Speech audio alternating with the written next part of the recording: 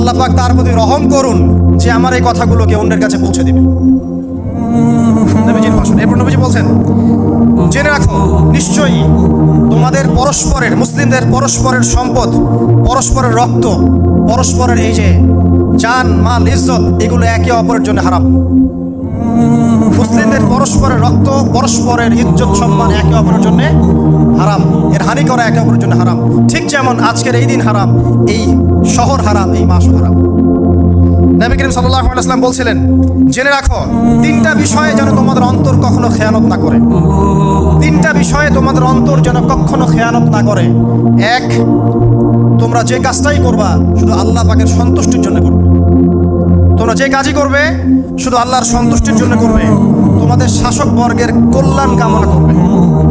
তোমাদের শাসক বর্গের কল্যাণ কামনা করবে। 3 নাম্বার, মুসলিমদের জামাতকে আঁকড়ে ধরে রাখবে।